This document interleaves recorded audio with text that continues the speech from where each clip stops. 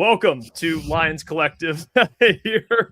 And as you can see, we are 2 men short for good reason. All right. Where the hell is everybody? Yeah, Colton Pouncey from the Athletic 97.1, the Ticket's own Will Birchfield. He is with his wife while she is in labor, so they have reasons to not be here today, but I am here. Jeff from Crunch Time Sports. We have Detroit Football Network's own Justin Rogers. It is a 2-man show, and we are going to recap the Steelers game that transpired on Sunday that still has Lions fans pretty upset. And then we'll talk about the Vikings game later on in the show. A lot of things to get to. Justin, how are we doing? This is a 2-man box. This is new. We haven't had this. Yeah. Look, it's been a rough week covering this team. It's always tough when fan ire is up mixed with the other emotion that I think is tough to deal with, which is apathy. Mm-hmm. I'm still trying to bring you the stories as they come, but look, everybody is mentally moving on to the offseason. I think we all recognize the playoffs are, do we even call it a possibility? Possibility seems too strong, right? Like a miraculous, there's a miraculous path to the playoffs, but I think we all recognize what this is. And, we're going to be flipping a page to what's next here, sooner than later. Yeah, I believe per ESPN Analytics, I think it's like 16%. And that seems yeah, that even seems like too friendly. I mean, you'd have to, yeah. I don't even. I've been operating under the assumption that they do not make the playoffs. I think to what you're saying, I think it's better. People want to hear more about how do the Lions fix this. I think that's the biggest probably conversation coming out from the Steelers game, because you had in that game. I mean, Kelvin Sheppard, it's going to be tough to take away the big plays in this one. They ran for 230 yards on the Lions. So we'll get to the defense later. But the things that seem to be coming out as of right now, and it's been transpiring pretty much all day. And I see the first comment of the day right in the chat is about the Montgomery stuff, which, again, the Lions ran for 15 yards. I cannot believe I'm even saying that. I don't remember. I would be curious. This is where Colton would be so valuable. Let's go. What's the lowest amount of rushing yards they've had in the Dan Campbell era as a team? That's where I'm curious. Oh, that's it. I thought you were going to ask me the lowest of the Super Bowl era, because I got you there too. Oh, wait, what's that?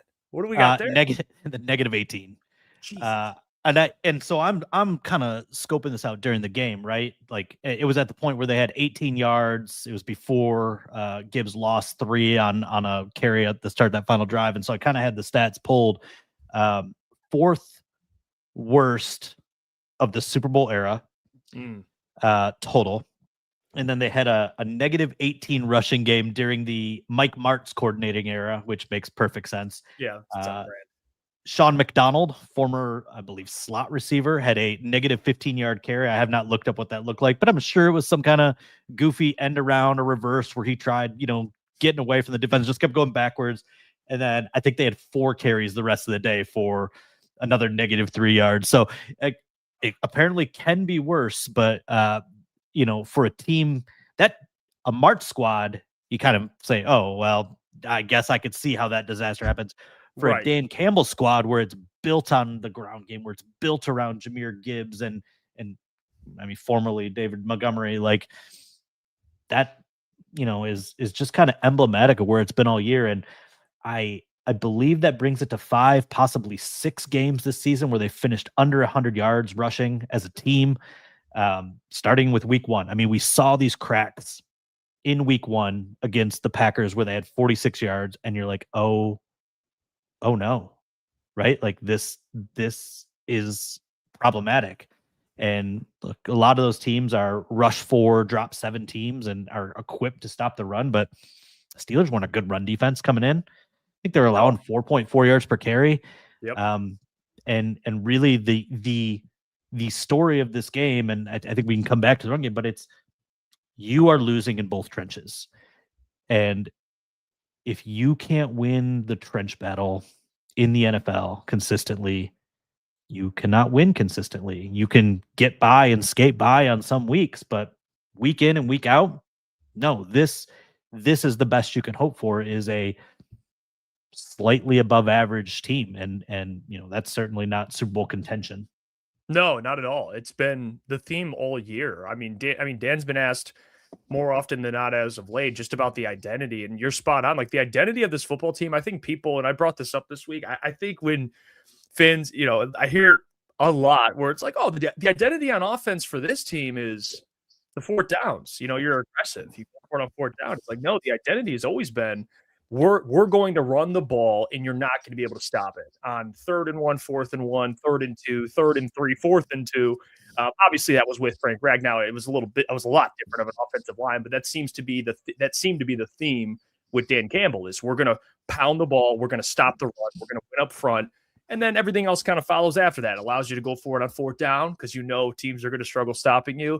And it seems like this year, whether you want to point to the offensive line or not, which is obviously a big factor in all of this, they're getting dominated up front. And obviously the defense, you have a healthy front seven, and they're still getting pushed around. So, we'll talk about Kelvin and the defense. That's another conversation. But at least for the offense, it has been the case this year where they just don't. I mean, if you just told someone that's never watched the Lions, but they love the NFL, let's just say that's a hypothetical scenario, and you said, watch this offense, what is the identity? And he went through the season and watched every single snap on offense.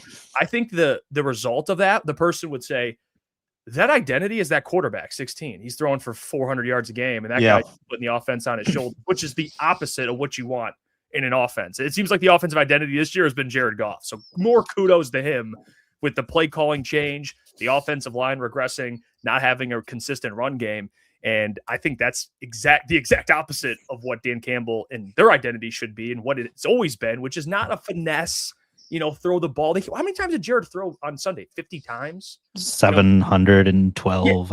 Yeah, it's like, you're spot on. It seems the Lions have kind of lost their identity. And, it's something that has probably been the most head scratching part of this entire year, for sure. Yeah. I mean, the identity was twofold and they kind of rolled into each other, right? It was, threefold, right? It was trench play, grit, aggression, right? And aggression starts with good trench play, right? And opens up those opportunities to blitz the quarterback on defense and to have the balls to hand it off on a draw on 3rd and 8, or not even a draw, just like a straight up run, and confident your guy is going to get it. And if he doesn't get it, you're confident he's going to get 6, and you're going to go for it on 4th down anyway and dare other teams to stop you. And one of the best teams in the NFL on 4th down last year, obviously their best running season, and really kind of a historically great running season between maybe the best tandem in NFL history, at least single season with Gibbs and Montgomery. And Gibbs remains extremely potent, right? Like any given time he gets the ball in his hands, I know it hasn't worked out that way since the Giants game, but anytime the ball's in his hands, there's a threat to score there. But when you shut him down, the offense shuts down. I mean, really, it's crazy how the offense goes as Jahmyr Gibbs goes. And you mentioned the 15 yards total. Here's a fun stat for you. David Montgomery accounted for 113% of that on one carry in that game. He had a 17-yard run in that game. Everything else was -2. And it's just so concerning. And it does. It started with Frank Ragnow's retirement. And I know and fully believe the Lions were aware of the possibility. It was discussed earnestly and honestly between the two sides that he was weighing his situation. And I still believe they were caught off guard. I just don't think they anticipated it. I think they thought, his football character, his love of the game, his love of his teammates would ultimately bring him back to the team. And I guess it kind of did there for that strangest 3 days that I've ever covered in the 14 years on this beat. But you lose Frank Ragnow. And I know people are down on Graham Glasgow, and I think part of that is because they're contrasting him to Frank Ragnow, right? You've gone from all-pro to average. I mean, at this point of his career, Graham Glasgow is average. But compared next to an all-pro, he looks like the worst player in the NFL, right? Yep. On top of that, you've got Tate Ratledge, who is a rookie who went through the rookie lumps. I think he's actually come along very nicely as this season's progressed. Still has some ups and downs, but like the trajectory is up on him. Mahogany, I think, was Brad warned us at the league meetings, and interesting that he dialed back our enthusiasm for Mahogany, because Mahogany was so good in those 2 starts last year. And he's like, look, he has to win a job. He still has a lot to prove, was kind of Brad's message. And then he goes out, and Mahogany, that is, has a incredible camp. I thought it was one of the best. Colton and I were talking about this week. He didn't quite see it that way. I'm sure Will did, because that's his guy. But I thought Mahogany, Terran Arnold, JMO were the 3 players that were going to just take this massive jump this year. Mahogany hasn't, breaks his leg. Kudos to him for fighting back. He's clearly playing through pain. He was limping something fierce in the locker room. Decker's shoulder had a setback. Not even a setback, a different injury that occurred between week and week 2. So suddenly it's just like Sewell and a bunch of guys trying to figure it out, right? Whether it's age or injury or inexperience. And just the domino of Ragnow leaving, just set the whole operation back. And it's so funny. Like, they're still averaging 30 points a game. Like, I know some of that is 52 here, 13 here, whatever, but end of the day, it's 30 points a game. It's still a pretty potent offense, but I think you've nailed it. Like, right now, the identity is Goff. It's Jamison Williams is showing that growth. Amon-Ra is consistent. We finally saw, I think, Tesla take a really important developmental step. Maybe we come back to that a little later. But it's the passing game. Look at the second half against the Steelers. They just said, we can't run the ball. What are we going to do? Goff threw it every single time until one run in that final drive. So every single play, the rest of the game was Goff passes. Pittsburgh knew they were going to do it, yet they continued to move the ball. They clawed back in because their quarterback is efficient enough, can read it, can get rid of the ball quickly, has the weapons on the outside to make this thing work. And you can't live like that. You can't live like that going forward. They're going to have to find a way to get the ground game and the trenches back. Not necessarily in this 2-game stretch, but in this offseason, that is Brad Holmes' big charge, is finding a way to recharge both trenches. It's like what Shift God just commented here. Shout out to you. He says, if this Monty stuff isn't concerning already, there's a stat that says when the Lions are under 100 rushing yards, they are 0-5, and when they were over 100 rushing yards, they are 8-1. I mean, you talk about now, it's a heavily Jahmyr Gibbs dependent offense. I mean, when you look at the wins, you see a lot of 200 rushing yards in a win, over 100 all-purpose yards in a win. But if a team can hold Jahmyr Gibbs, to your point, to that 2.9 a carry, 3.1 a carry, you're probably beating the Lions, because at that point, now you're asking Goff to, attempt 40, 50 passes. And with this offensive line, the way they're pass protecting, it's not good for, let alone any quarterback, but not just Jared Goff. I mean, that's just a recipe for disaster. Even if you have talented wide receivers like they do, it just makes it that much harder. And I think the biggest thing you see too, and Dan mentioned this, is you can get in a rhythm, because it's what Will tweeted out, the 3 and outs, the 3 and 4 and outs that they have this year. They have so many 3 and 4 and outs this year, more than they've ever had. So now you're asking just to throw a little, try to defend the defense a little bit. You have a defense that even when they get a stop, you have the offense go back out there and they go 3 and out. So now you're asking the defense to go back out on the field and basically replicate what they just did, even though most of the time lately they haven't been able to do that. They're not playing complementary football. I mean, that's what they've struggled with doing as well. So, the 3 and outs, the time of possession thing. I mean, when you're getting run on and you can't run the ball, you're going to get dominated in time of possession, which leads to, you can't get in a rhythm. And then at some point, Dan Campbell just says, you know what, screw running the ball. And they actually looked better not running the ball, which doesn't make any sense whatsoever, because they're in that, basically a hurry up offense where Jared Goff's just throwing the ball over the field. So, yeah, it's been very odd watching this team this year, because again, it's not what they've been. And David, putting out the mysterious story, he put out the little shoulder pads in the locker room, with some song that, shout out to Corey Woods, like he knew the song. Everyone's breaking down what song he put on there. Probably just fans and everyone, I mean, including myself, we're all reading into it, but rightfully so. I mean, David clearly isn't happy with the role he's in. I mean, we can go back to the Rams game. We did our show that Wednesday, and, David in that game averaged 4.6 yards a carry, and they didn't give him the ball. I mean, I mean, he hasn't gotten double-digit carries since the Washington game, where he had almost 5 a carry in that game. So Demont's usage has gone down significantly less. He had the 17-yard gain in that game, and they took him out in the red zone, and they put him in on third down, which made no sense to me. Like, it's like usually that's a guy you put in on first, second down, and then Jameer comes in the game. It's been really odd this year with David. And then he, clearly he's a little upset on social media. The biggest question I have, Justin, is what does his future look like with the Lions? Because he's not making a lot of money. I mean, he's making I think it's like $7-8 million, which I guess you could argue when you want to pay guys, you might want to free that. What are you getting paid over there, man?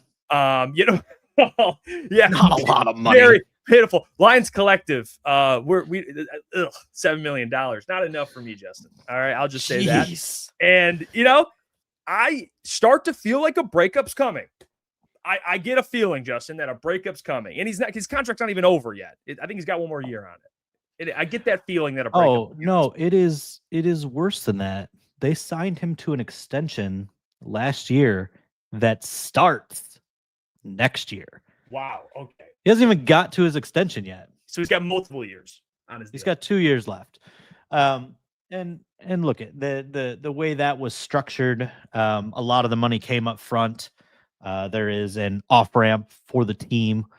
I think the coaching staff has a lot of reflection to do with the David Montgomery usage this year. And I'm gonna, take the big picture here. I'm gonna, look at it through all the angles, right? Like, I think everyone can agree Jahmyr Gibbs is the better player, the more dynamic player, the explosive player. You looked at it last year, and what was the argument last year? Even when they were killing it as a tandem, it was like Gibbs needs the ball more. And then Gibbs has the games where Montgomery's out and carries it 27 times and has these just epic blow up games. And you're like, I told you. I mean, Gibbs needs to be the guy who deserves all the carries, which of course the best part about Gibbs and Montgomery is that they take the strain off of each other's bodies by sharing the workload. Right. And so fresh legs that not only, work for them in their favor in games, but also over the course of the season and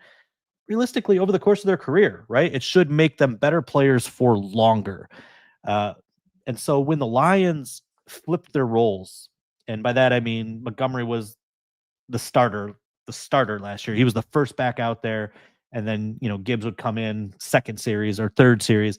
When they flipped that this year, we've talked about this. Like, you understood immediately why. You wanted more Gibbs. You wanted that workload share to go from 50-50 to 65-35 or 60-40. And you said, okay, that makes sense. A little bit more Gibbs, a little less Montgomery. But by flipping it, you didn't take into account the game flow aspect of it. And particularly this Lions team that has trailed more this season against better opponents, that has had more of those 3 and outs. And so there's just naturally been fewer opportunities to get Dave Montgomery in the game. Once you fall behind or once you get into a 2-minute drill, like, Gibbs is your solution because he's just more dynamic in the pass game.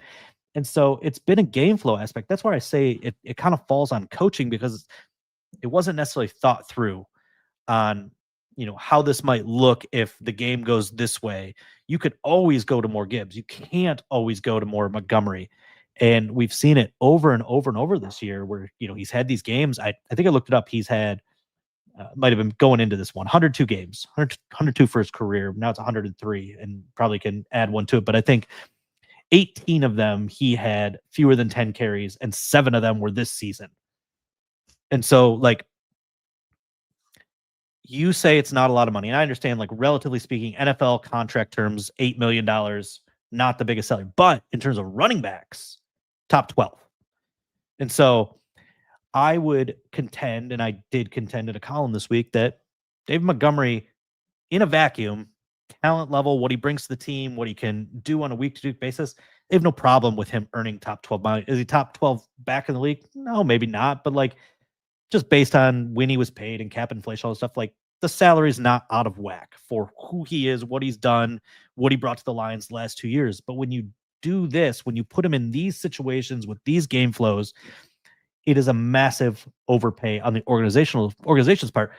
Nothing that Montgomery's done he is the same dude. You watch him in training camp practices. He moves the same way. He's as physical.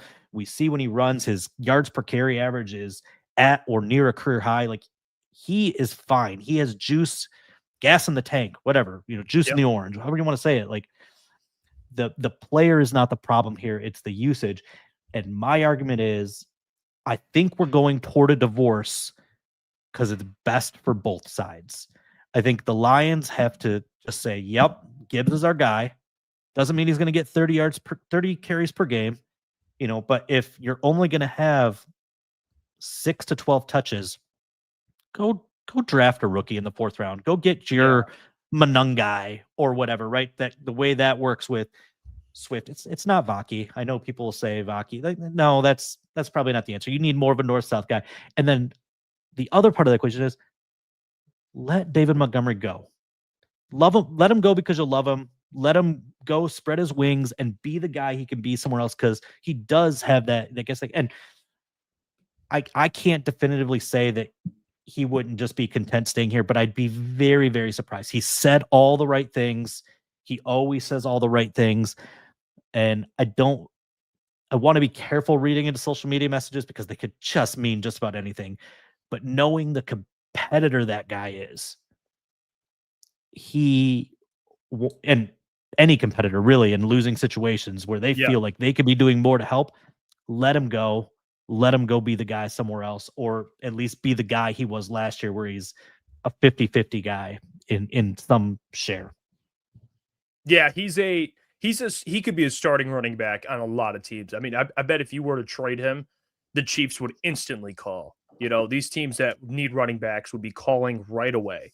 That need a number 1 running back. So Demont is clearly talented. I think everything you said is on point. I think the thing with what you said about the rookie running back, I think that's got to be the way they go, because at least if you have cheap, and you don't have to worry about, like, with Demont, you feel like you owe him, which you should owe him, those carries. Like, you need to give him a certain amount of carries a game, and if you don't match that, then you get questions or he feels underutilized. You won't have that problem with a rookie because he's just here. He's just happy to be here. He's just like, all right, if you give him carries here, you can always go more to Jahmyr Gibbs. I guess the thing that confuses me is why they went away from the drives, like where one player gets a drive. Because like you said, you can always go to Jahmyr late in the game because he can catch the ball in the backfield. And he can line up at slot, which he's been doing. And Dan Campbell's done an excellent job with that.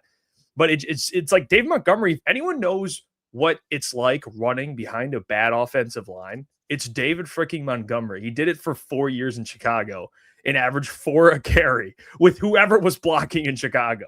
So he's more than capable of, because people will bring up the O-line. David Montgomery knows what that's like. He's done it for years. He obviously had careers in Detroit. But it's going to be very interesting. I agree with what you said. You want to save the money probably if you're not going to utilize it. I mean, if you really believe it's Jahmyr Gibbs, it's the Jahmyr Gibbs show. Tom Pelissero, I believe, said the Lions want to extend him. I think that's obvious. They clearly want to keep a guy like that. Yeah. It's probably the right way to go, considering that, they're not going to have as much money to work with. It is worth saving the $8 million or $7 million, whatever the case may be. Let me leave you with this bar. And by the way, I think it's only like $3.5 million they would save, but it doesn't matter. Like, they owe him 8. I think there's 4 dead money, something about ballpark, whatever. Go let him be who he is somewhere else. The money's already paid, whatever. Especially if he's unhappy, that those conversations will happen in his exit interview with Brad Holmes. They'll get a feel for it. You don't want an unhappy guy in there too. But let me drop this final bar on the topic. The Lions have modeled their running game after who? The New Orleans Saints, right? Like, it was Dan Campbell talking about Ingram. So what they paid for was Kamara and Ingram. Yeah. What they're doing now is Kamara and Latavius Murray. Can't pay Latavius Murray Mark Ingram money. No, you can't. He is Mark Ingram still, but they're using him like Latavius Murray. Yeah. It's a great point.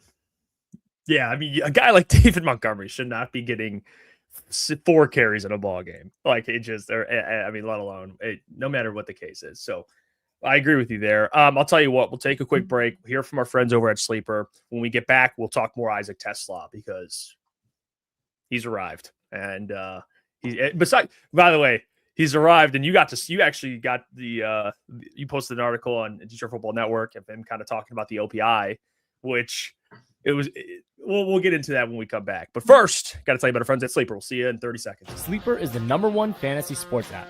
It pays to know sports. Pick more or less on top players. Your first pick is on us, so start winning now. Play in Texas, Georgia, Minnesota, and 27 more states. Pick anytime across all sports, pregame or live. Over 10 million players are already on Sleeper. Make your picks count. Score up to 1,000 times your cash. Join today. Get up to $100 credit using the code HMA. Call your shot on Sleeper. Download now. All right, let's try. Oh, there we go. The 2-man box for the Sleeper read. By the way, use that code HMA when you sign up. You get a $100 deposit matched up to $100, and you can utilize Sleeper picks on Christmas, Lions, Vikings. It's very simple. Depending on what state you're in, you could play along. You can choose 2 to 8 of your favorite players. You could do it from pregame. You could do it during the game. You can do it across different sports. Doesn't even have to be the NFL. You just pick more or less than the predicted stats. Hopefully you haven't been picking more on David Montgomery. You probably have lost some money over the last couple of weeks. But on Sleeper, you can get up to 1,000 X payouts. You share with your friends and get rewarded together. You guys know what Sleeper is. It's one of the fastest organically growing fantasy platforms in the world with over 6 million active users. And they're only continuing to grow while earning some of the highest levels of engagement in the industry. Shout out to Sleeper for sponsoring Lions Collective.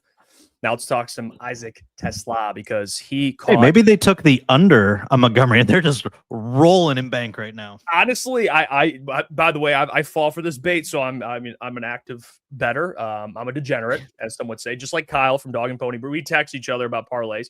Kyle, hopefully you haven't taken a single thing I've sent you. But the thing I've been falling for lately, Justin, is the you love this, the 100 yards all-purpose from Jahmyr Gibbs. That has been me in the ass consecutive weeks. Maybe I should start putting more respect on an $8 million contract. Maybe I should, because based on the rate I'm going, I might need an $8 million contract. Or maybe I don't actually, because it might all go to betting apps. So, yeah, that's a degenerate speaking. So I'm not betting on Jahmyr Gibbs anymore. But what I will bet on is an Isaac Tesla touchdown, because every time the guy catches a ball, seems to be either near or in the end zone. And he has either a defender, he has to either make a ridiculous catch or he jumps up and makes a ridiculous catch over 2 defenders, which he did in that Steelers game. He did have that OPI, which was a big controversial call, whatever. And he, and I would love you to speak more on what you kind of found out from Isaac Tesla. But he seems to now be, they trust him. I mean, he has all, and I think that's the biggest surprise this year. And kudos to Brad Holmes. I mean, you found this guy from Arkansas in the SEC, wasn't utilized correctly.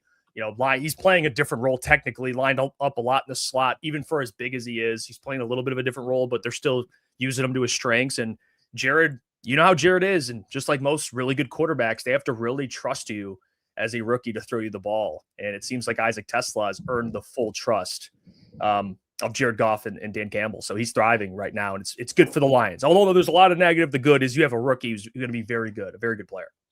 Yeah, we should revisit our preseason predictions on yards and catches, because obviously we got a little caught up in the hype post Tim Patrick trade as well. But it's there's these lessons you learn over time covering a team that sometimes you forget and need a reminder. And it was always going to take. And again, here's another Brad Holmes example of like warning us right after the Patrick trade, like, hey, this guy's a rookie. He's going to go through it a little bit. He's got a lot of growth. And yeah, that was very true, right? Like you mentioned, limited playbook at Arkansas, right? Limited role. He was mostly a slot guy at Arkansas. And so he had to, learn how to play outside, how to win the jams, because you don't get jammed as much in the slot. So you have to learn the releases, the steps for the releases. So there's a bunch of technique, which is far more detailed in the first place at the NFL level. Then you have to learn a playbook that conservatively is 4 times bigger than what you had at Arkansas, and had multiple years to kind of process at Arkansas. And you're trying to get it all at once, and you're trying to learn slot, X, Y, Z receiver. So you're learning 12 times as much information now. You're learning 3 positions in a 4 times larger playbook, and have just more finite details to all the fundamentals. So it was going to take time. And I'm not crowning him after 1 game, but what I would say is this was a really, really positive step in the development you wanted to see as the rookie season progressed and got toward the end. And you look at the final results of this game, 7 targets, 4 catches. You brought up the ridiculous touchdown grab. That catch was far more difficult than the one that he couldn't hang on to in the end zone. And Tesla actually said he lost it in the lights as it was coming. So now you're catching in between 2 defenders, getting hammered, and can't see it. Like, preposterous. But yet, it's because he has and can make those catches that people are willing to call the one at the end of the game a drop. I would not call it a drop, but I would say I understand and even think it's reasonable to expect him to come down with that because of the bar he set for himself. And he would tell you the same thing. And he has said the same thing. Like, he expects to catch that. That's, was clearly frustration, but I expect to see more games like this one in his second season. I'm not telling you he's going to get 50 yards every game and finish with 850 because there's just not enough balls to go around in the offense, right? Like, Laporta's got to eat, J-Mo's got to eat, Gibbs has got to eat, St. Brown's got to eat. But could he have 6, 7, 8 50-yard games through the course of the season, have a 100-yard game in there somewhere, a 2-touchdown game in there somewhere? Yes. He's playing 30 to 40 snaps right now. He's getting more comfortable in his blocking assignments. There's still some details that he's kind of ironing out. You saw it the previous week with the miscommunication on the fade route into the end zone late. Yep. But he's rounding a corner. I think, and I contend that this was the most important game for him this year because of the workload, because of the targets, and honestly, the growing moment of the ending that will only serve to fuel him to get better. And I think all that is going to combine to ultimately make a better player. Yeah, the ending was, in his defense, he was saying how, because they called the OPI on him, made contact with the defender who was chasing out Ross St. Brown. The big controversy was he directed into that defender, or was he just trying to basically set a pick on that defender? If you watch the game and you watch the playback, I think we can, at least in my opinion, I would say it was more so the defender. He was obviously it was just it is what it is. I don't think it was an intentional thing where Isaac runs into the guy, but they called it. The touchdown was called back, and that's something that in people I've had it already. Detroit versus everybody, referees. And I get it. I understand it. There's calls. No one really brings up how you got down to that position with all the calls that the Steelers had, but which were good calls, by the way. They were all fair calls. Even the Amon-Ra St. Brown OPI at the end, that was technically. So we can say safely that there, a lot of the calls there at the end were correct. That one, I would say, a big controversy with that one. Rex Ryan went off with his Detroit Lions Christmas sweater on Get Up the next morning. It was pretty ticked off about it. Which, by the way, I need that sweater. I don't know. Well, he does have a kid coaching on the staff, so that whoever's that might factor into the bias. I need the sweater. Let me say this. I thought there were 2 OPI calls in that game that were questionable. I didn't like the one on Washington either. Yeah. I did not think that he veered from his route. I think what you saw was a little man running into a wall, and the refs going, "Oh, that did not look good." No. Yeah. But I mean, usually when that flag is thrown on the mesh route like that, the dual crossers, the offending player leans or veers out of his path to kind of get in the way. And I just think Darnell Washington's a big man. And I would not have thrown a flag on that one. I thought it was well executed by them. With Tesla, I understand fans' anger. What you learn with these calls, because every team runs them. Every team runs pick routes. He was not an intended target in that play. And your job as a receiver is to sell the fact that you are a target on the play. Yeah, and running a route. While he was running his route, and he kind of described it, and he said he did exactly what he was wanted, or what he was coached to do. While he was running straight, I wouldn't say he was driven, but the defender did have a hand on his hip. He did continue to steer him that way, maybe is the best way to say it. But at the very end of that, what did Tesla do? He lowered his shoulder into the chest of the defender. And some people might say, oh, he was bracing for contact. It doesn't matter. Like, it's that action that is dramatic and noticeable that catches the official's eye that draws the flag. And I think, my colleague, Rich Silva over at the Detroit News, as we were going down in the elevator after the game, he's like, man, if I'm coaching that, why doesn't the position coach show hands? Like, basically run your slant and then turn toward the quarterback and show your hands while running into the receiver. Like, at least demonstrate, like, whether you are or you are not, like a progression in a read progression, like pretend you are, right? Right. And Tesla had an OPI in the preseason against Atlanta. It was more of the mesh route variety, right? But he leaned, right? Like, he leaned into the guy and just bumped him with the shoulder. And we talked about it because then he had a really good pick on I can't remember the game, but he had a pick that set up a touchdown at some point in the regular season. I said, it looked to me like you learned something. And he talked about the coaching points. Scotty Montgomery told him, better things to do and fix.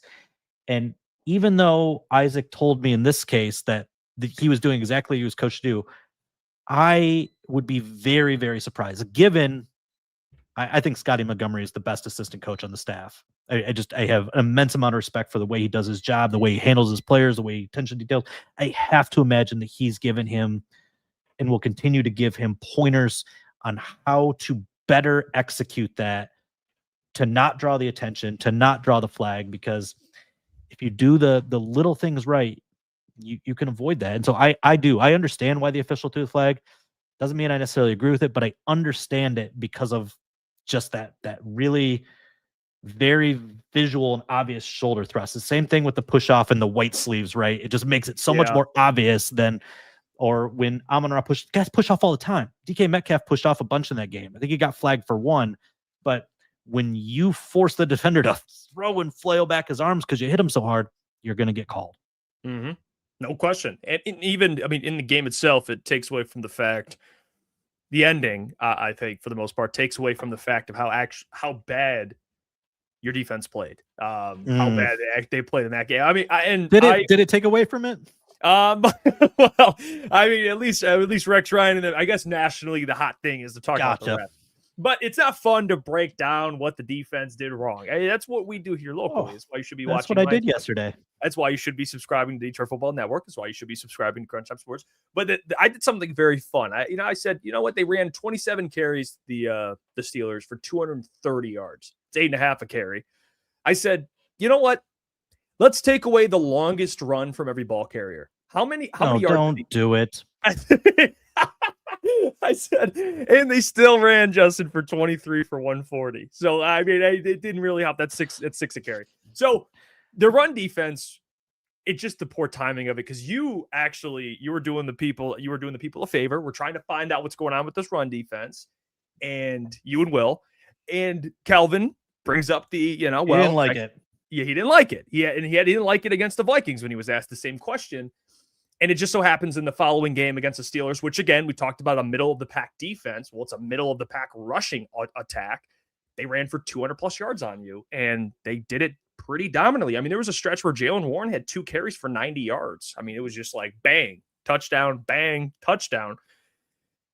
What is going on with this defense? Because you can make the argument injuries have affected the secondary, no doubt. You're missing Brian.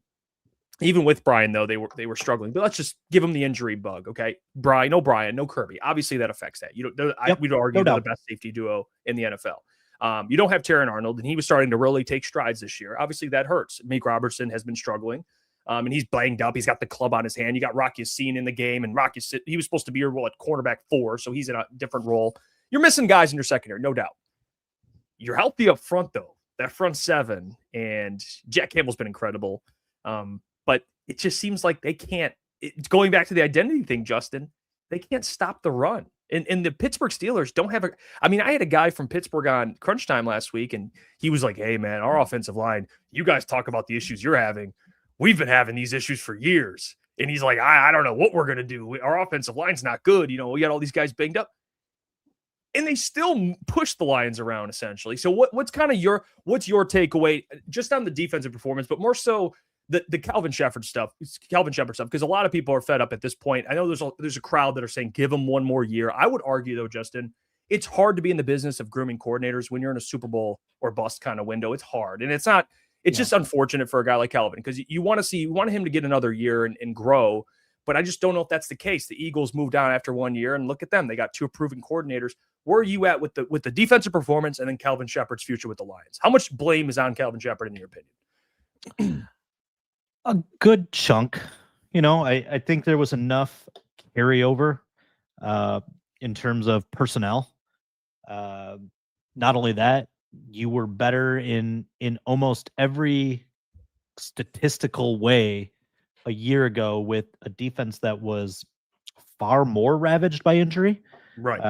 And look, I accept that Branch and Kirby are pretty devastating blows, but so was losing Aleem McNeil and Aiden Hutchinson and Alex Anzalone and whoever else they lost last year. Derek Barnes, Carlton Davis was out and they allowed 20 point something per, and now they're allowing 24, 25. But 4 points is 20%. It's a lot. They went from top 10 in scoring to mid 20s. It's a really big drop. And I look at the Rams game. That was a start. They were allowing 3.9 yards per carry per rush going into the Rams game, and you said that's something you can hang your hat on. You've built a personnel with, I think, 4 really good defensive tackles, right? Yep. DJ Reader's long in the tooth, but I think he still does some things really well. Aleem McNeil, when healthy, and certainly going through inconsistencies with having a year off and no camp or whatever, but good player. Roy Lopez, I think we can all agree, has exceeded expectations. And you used a first-round pick on Tyleik Williams. That's a hearty rotation. They often play 3 of those guys at once. They play with big physical ends, whether it was Tyler Lacey early in the season or Marcus Davenport now. There's no excuses. And Jack Campbell is the best run-stopping linebacker in the NFL, or among them, but certainly statistically in terms of tackles in the run game, he's a monster. Alex Anzalone is still good. Derek Barnes is good. All these pieces individually are really good, and they're all healthy, as you mentioned. Marcus Davenport's mostly healthy. He's playing through some shit for sure. His shoulder's not right. He's trying, but with that talent that you've invested in, with their track records individually, there's no excuses. And the Rams were the most efficient run team in the NFL. And so for them to have success the way they did wasn't shocking. I know they had a couple big ones, but it was more the agony of the 6 yards, 6 yards, 6 yards. You want that to be 6 yards, 2 yard, 1 yard, 6 yard, right? You concede that they're going to get you sometimes, but they lived in 2nd and 4 and 2nd and 5 and 2nd and 3 in that game. This one, Jaylen Warren coming to this game averaging 4 yards a carry, and Gainwell was pretty good. Gainwell is more like Montgomery, right? The change of pace that's actually pretty damn effective. They were missing their left tackle. They were actually to their 3rd string left tackle, who was making his 2nd start in his 3 years in the NFL in Cook. You had a backup guard in because their starting guard got hurt, and that was their backup offensive tackle who had missed a week and a half of practice due to concussion, sliding inside. So you're you are a patchwork offensive line. The Lions should dominate this matchup. And it starts with they got physically dominated at the point of attack. The very first run, the right guard, I don't know the name off the top of my head, but literally picks up and moves DJ Reader to where he wants him to be and locks him out. And it's oh my gosh, that's a mauling move. And it's this is the tone you're going to set.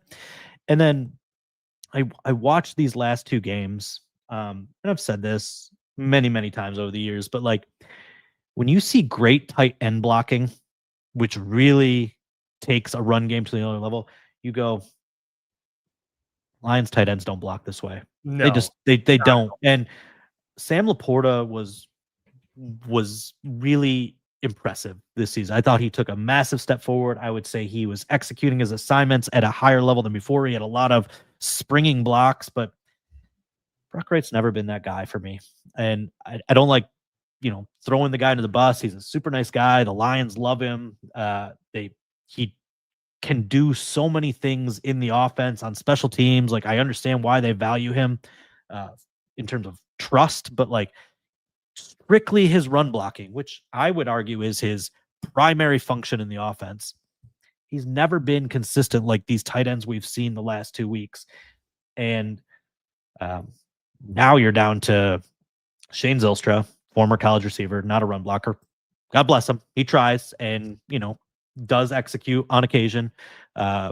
Giovanni Ricci, who Lions fans might still not know he's on the roster, and he's not. He's on the practice squad, I think.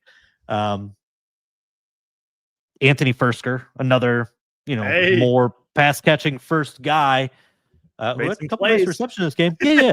But, like, you don't have the horses on the perimeter to block like these guys. And so, like, it's the same thing when I watch zone defense from opponents. Like, I'm just like, man, it's so beautiful watching a good zone defense. I don't know what a good zone defense is because I've never seen it here. And then you go out and you play the Steelers, and your game plan involves 80% zone. And maybe they saw something in Aaron Rodgers' tape that he was struggling with it. I don't know. I'm sure. I mean, you don't game plan something for no reason, but you don't play zone well. And quite frankly, you don't play man well right now. And your pass rush is not fast enough to cover up your deficiencies. And so the defense is just a mess. It's just a mess right now. It's now been a mess for 5 games. I don't know. He's probably writing something about it. Tim Twentyman, team reporter, showed me a little graphic he pulled up today. First 12 games. I think it was 12. How many have they played? 15. First 10 games. First 10 games. All these important stats, right? Yards, points, red zone, third downs, top 10 in the league. They're now mid to low 20s in all of them.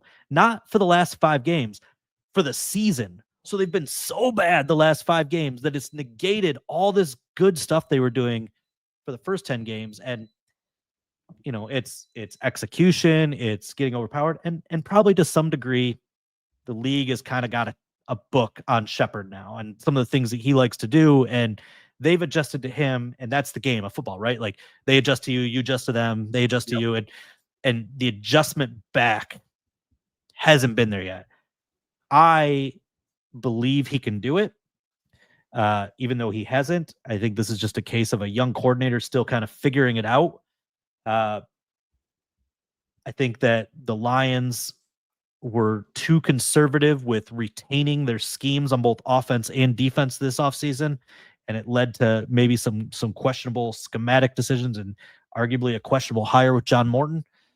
But I am not of the opinion of firing Sheppard. I mean, I just think that's premature. I understand your point. I think it's a really good one that this is a winner and you don't want to be grooming a young coach to do it. But I think there was enough positives in those first 10 weeks that you don't excuse these 5 weeks, but you give him the offseason to really dive deep and evaluate himself, evaluate his players, evaluate his scheme, and adjust and learn better how to adjust. And in all transparency, Brad's got to help him out a little bit. I mean, we're still asking for answers to certain things that we've probably trying to ask questions for years about. But, I'll ask you just to kind of close this off. So you think the Lions, just prediction, just to kind of get your thoughts. Next season, game 1 of next season. Mock draft? I'm not ready. Actually, we're not too far away. I'm already getting asked about it. I'm not ready. Covering the freaking draft. What are the deepest position groups in the draft this year? Guys, we got plenty of time for that. Week 1 of next season. New offensive coordinator, or you think Dan Campbell continues to call plays? Just a feeling you're getting now. We don't know have a for sure answer. Do you think they bring in a guy outside to call plays? Because I think there's a chance they might keep John Morton on the staff. They might just bring I would think so. Because he's done a great job just in a background kind of spot, helping prepare and game plan. I still think the most likely solution, fans aren't going to like it, but I still think the most likely answer is the offensive staff stays relatively the same. Campbell calling plays, Morton helping with the organizational aspects throughout the week, maybe chipping in some play call ideas as the game progresses. The bigger adjustments, I think, will happen behind the scenes. I'm going to be really curious because it's tough to kind of answer when you're living in it. And, Yeah. I know we've asked him a couple times, and just you're in the moment. It's tough to process big picture. I always look forward to the owners meetings, and those are late March, early April, when we get a chance to kind of sit down with Campbell for 30, 40 minutes with just kind of the core beat writers. You strip out some of the TV people or radio people that are asking more soundbitey questions. You can really kind of dig into some topics, right? I want to hear kind of his reflections of how he needs to adjust to the game flow, the game situations, because that was the hardest part, I think, or the most inconsistent part is when you take over play calling midseason, kind of several people's responsibilities have to adjust and adapt, and they weren't necessarily prepared for that, and they're doing the best they can. But we've seen some maybe clock management stuff slip. I don't know what kind of role Campbell maybe had in defense, and maybe put it all on Sheppard's plate. And maybe that's why we've seen a little bit of a dial back there. I think they're going to have a reassessment of delegation, and maybe an additional staff member or a tweak to the staff somewhere that helps with just kind of the finite detail of game management that maybe allows Campbell to focus and concentrate and worry a little bit more about the play calling aspect and not be living in two worlds. I think that's probably the more likely adjustment. Could they add a coordinator? Sure. I'm sure he's going to explore the options. I don't have any great names for you. I'd still have been fascinated by the idea of Mike Kafka if he, becomes available, just because of schematically the way the Giants ran that game, but also kind of maybe the bigger body of work with the commitment to the run game and the downfield passing. Like, I like that, but who knows? He might end up getting the Giants job. We'll see. But I'm still going to look for guys that philosophically overlap with Dan Campbell, guys that want to win in the trenches, guys that want to run the ball, guys that want to be aggressive. And ultimately, I don't know. I think back to like group projects in college. I trusted myself to do the work more than I trusted anybody else. And I have to think that Campbell kind of feels that way right now after conceding control of the offense to somebody that he really likes. And he targeted John Morton for that position years before he actually hired him. And to see like it not executed the way he wanted, he trusts himself more than anybody else. And I think that's why he'll keep it ultimately. Now, the next two games, you have the Vikings this week on Christmas, and then you have the Bears in Chicago.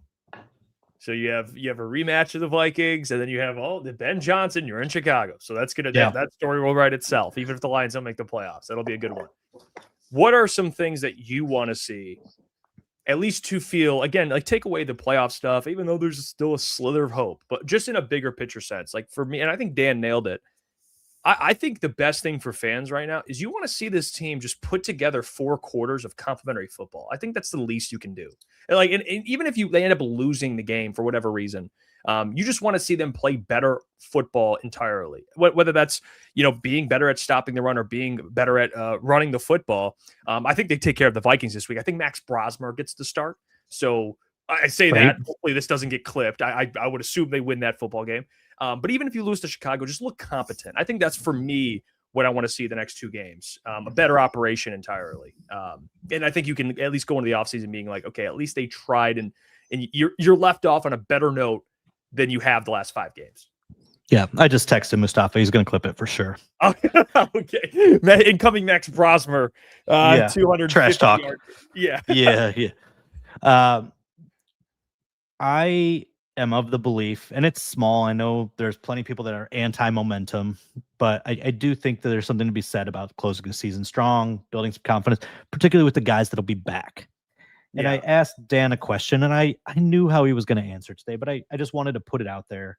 I said, do you use these opportunities? I said, I understand you're alive and you're going to fight tooth and nail to win these games and keep your playoff hopes alive as long as possible. But is there value in getting young guys, forcing young guys out there to get the reps, get the experience, get the taste that they can build on? And his answer was, no, we're gonna run with the guys we have, that we pretty much have already. But still, there are young guys that are playing.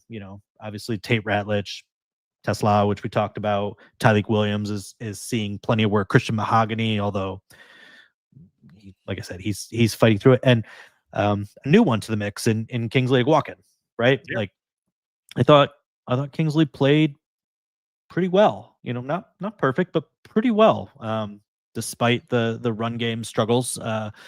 And to get him out there against a Brian Flores defense, which will test you mentally as much as it would physical, is going to be really good to understand the evaluation of that player going forward. I don't know if that means he's going to be in the mix to start next year. I don't know if that's the solution you want to fix the center position, or if nothing else, to be a top backup on this squad, like a realistic top backup. I want to see those guys play and play well and close out their rookie year strong, because not all of them are rookies, but you know what I'm getting at. Like, it's a really tough time of year for a first year player. People don't understand how long they've been going. They go right off of their final college season, right into this really physical grind of draft prep, right into an NFL season, which is longer than any college season they had. And I talked to Tate Ratledge today for a while, just trying to start getting ahead of some off-season content and just checking in on where he was at mentally, physically, how he thought his rookie season had gone, where he'd improved, what is he going to do this offseason? And I always appreciate when players are self-reflective and honest, and vulnerable in a way, right? And Tate Ratledge is a guy, and offensive linemen are guys that like maybe aren't always vulnerable, right? They've got to present toughness. And Tate said, look, he didn't use the word, I used the word afterward, but it's what he was describing. He hit a rookie wall, like hard. And I said, when? And he goes, after Philadelphia. And if you remember, that was a game where he got pretty wrecked. Yeah. And he's like, look, I've never played football this continuously, this long. And I found myself starting to look at the schedule and going, how many games do we have left? Oh my God, like my body is hurting. I'm tired. And he said the veterans really picked him up, and they just said, you can't do that. You can't look at what's left. And he said, they've really trained me to focus on today and this opponent. And he said, I pulled myself out of it, like somebody pulling themselves out of a funk or a depression, right? Like he pulled himself out of it, and he said, I'm doing great now. But like I had to work through that wall. And I said, how much are you looking forward to the offseason? Whether it's, you do make the playoffs or you don't. He goes, yeah. He goes, even at Georgia, we would play into the playoffs. And he goes, then you'd get a week and a half off. And then it was straight into spring conditioning. He goes, I've never had time off for years. And he goes, I'm rehabbing because I had an injury or something. He goes, I am really, really looking forward to just kind of resting. He's getting married this offseason. Like, I want to see these rookies fight through that rookie wall, show what they've learned all season, finish strong, go into the offseason, enjoy that first offseason. They'll tell you all the time, it's the best. It's the best offseason is that first one, because you get that break that you haven't had, and then just come back to it in April, hit the weights hard, hit the training hard, March, April, whatever, and make that second year jump, right? That's the big jump for players, is that second year jump. The Lions have an opportunity to get better in several areas because they got young guys that can make that jump. And so I don't really care about the results now, the wins, the losses, whatever. I look at this season as done. I'm with you. And I just want to see these guys that are coming back finish strong and build on that going into next season. Yeah, I'm with you. I'm over the wins and losses. But we're not even gonna I'm done with this predicting scores. We're done with that. All right, I don't want to do that today. All right, I'm not doing it. Well, we got to pick something for Kyle. I will tell you this: the Lions are gonna win this game. I think they're favored by. The last time I checked, it might have changed with Max Brosner. No, again, I'm disrespecting him again. That's twice. That's twice now I've disrespected Max Brosner. We're gonna clip both of those together. He is a very fine undrafted free agent quarterback. But I'm gonna take the Lions in this one. I think they're gonna win this game. I think they're pissed off, and we've seen them pissed off on those back to back. But I think this is a game that it's going to be hard for me to believe they lose. I'm sorry. I have them at 9-8. I have them losing this, winning this, losing the next week. I'll take the Lions in this one. They split with the Vikings, and I think the Vikings offense, I don't see them getting past 17 points with Max Brosmer. I'm sorry. So I'll go 27-17. I'll take the Lions. They win this by 10. I like that score a lot. I think the big thing you're going to notice in this game is they're going to clean up the pass protection that allowed for 11 hits and 5 sacks last time and cost John Morton his play calling because he did not adjust and pissed off some players in that locker room, off the record. They wouldn't, nobody wanted to go in the record and throw their coach under the bus, but some of those guys were pissed off with the way that they did not make halftime adjustments in that one or make adjustments quickly enough. I think Dan Campbell's going to clean that up this week. I don't think you're going to see Gibbs giving up 3 sacks in this one. Expect they'll run the ball a little bit better, but maybe not much more than 100 yards, but it's really, really tough to buy a Brosmer team. 0 touchdowns, 4 interceptions. There's UDFA. 3. There's 3 disrespectful comments from us now. Yeah, we'll get the SpongeBob 2 minutes later. Yeah. Yeah, give me 30-20. There you go. Brought to you by Kyle, our good friend over at Dog and Pony Show Brewing, which you guys can, of course, always go. I'm running out. Yeah, I got 1 beer left, so I gotta talk to Kyle. He keeps telling me to come in. I just don't have the time. I'm so sorry. Too busy right to now, drink. That's an off-season goal. Is we're going to Dog and Pony Show Brewing. We're getting some beers. So let's definitely do that. Figure out the food truck schedule. We'll be back next week with a full cast. As of right now, the injury report gets a little shaky. We'll see how it develops. But as of right now, Will Birchfield expected a full go, and Colton Pouncey expected a full go. But we'll see. Until next week, appreciate you all. Hit the like button and subscribe, and we will catch you next week. Peace.